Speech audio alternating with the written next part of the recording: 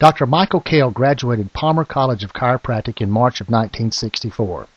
He and his wife Charlotte then moved the family to Spartanburg, South Carolina, where he interned with Dr. Lyle Sherman, former assistant director of the B.J. Palmer Research Clinic. After 5 years of perfecting knee-chest work from Dr. Sherman, Dr. Kale opened his own practice in Spartanburg. It was around 1974 that Dr. Kale built one of the nation's largest chiropractic clinics that would later be licensed by DHEC as the nation's second chiropractic hospital. Patients came from around the world to the Clinic and Research Center for Upper Cervical Care. Dr. Kale was quoted as saying, "Most of these patients are people who have been to everyone else, clinics and hospitals everywhere, and they have nowhere else to go." The facility was licensed for 10 beds to see patients 24 hours a day. Those beds would be backed up by 4 freestanding satellite clinics that would be built in the late 80s and early 90s. Dr. Kale's eldest son, Dr. Randy Kale, and daughter, Dr. Renee, were both clinic directors, and his younger son, BJ, later graduated from Life University.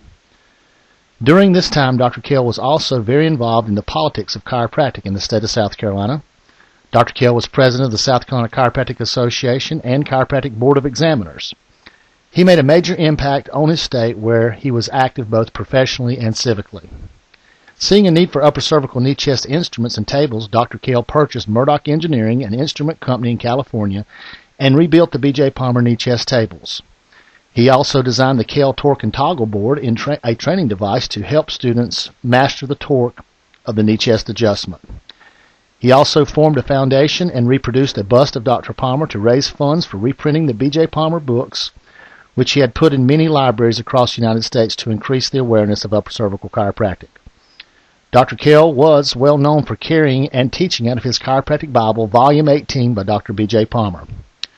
With Volume 18, he developed a seminar system to teach others, which included modules of X-ray, scanning, adjusting, philosophy, and practice management. This had a huge impact not only nationally but internationally. Dr. Kale would celebrate the birthday of B.J. Palmer each year on September 10th at the Grove Park Inn. This is where the doctors and students who became certified in knee chest adjusting would receive their certification and awards for outstanding leadership. Dr. Palmer was known to have written some of his books while staying at the Grove Park Inn. It was in 1993 that Dr. Kale worked with Russian medical doctors on a joint brainstem research project and opened a chiropractic clinic in that country. In addition, Dr. Kale's international research efforts were legendary. His Kale foreign messengers traveled to Egypt, Israel, Romania, Japan, Russia, Argentina, and Moldova, and in the West Indies to bring upper cervical work to the world. In Argentina, as reported in the September 1994 issue of the Chiropractic Journal, Dr. Kale spent 4 days seeing patients with a wide variety of health conditions, including Parkinson's disease, paralysis, diabetes, blindness, deafness, autism, Down syndrome, liver, heart, and skin problems. In Moldova, Dr. Kale's team of foreign messengers were known to have adjusted more than 10,000 patients in less than a week.